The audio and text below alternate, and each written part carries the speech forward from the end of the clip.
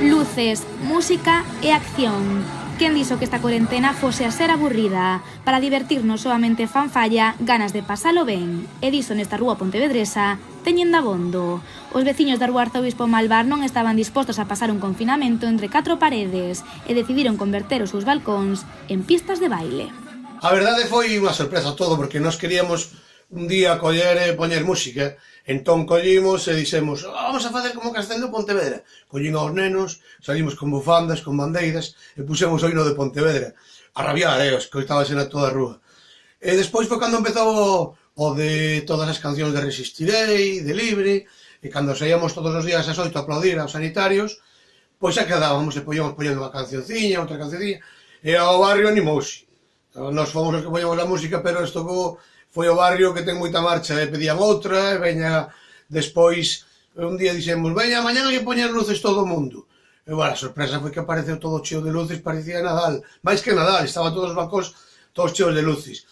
Coa marcha xa dentro do corpo e cun DJ como PTT, o que comezou cunha sesión de música ás 8 da tarde, continuou cunha ampla programación ao longo de todo o día, dende celebrar festas temáticas ata aniversarios.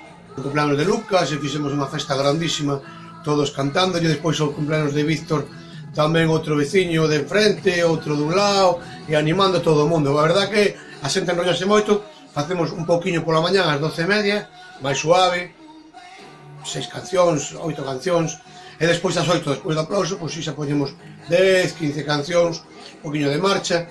Fixemos o Día de Italia, unha festa italiana, o sea, festa non, unha homenaje a Italia por o que estaba pasando.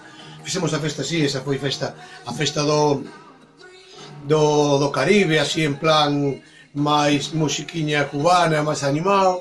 Pero o gran cume deste barrio foi, sen dúbida, a celebración das bodas de ouro de Sinda e Ceferino.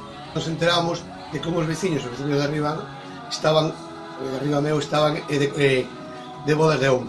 Entón, cando nos enteramos, avanzamos a falar, e xa previamente, unhas amigas, tamén unhas veciñas, fixeron un grupo de WhatsApp, e ali xa surxiu toda a idea, correu como pólvora a noticia de que Sinda e Ceferino estaban de aniversario, bodas de ouro, que celebralo como merecen, veña musiquiña de baile, bueno, salimos todos vestidos de gala, con unhas pajaritas, as corbatas, as mulleres todas arregladiñas, eles levaron unha sorpresa, e a verdad que a xente moi boa, que o merece, é un exemplo para todos, e disfrutamos moitísimo.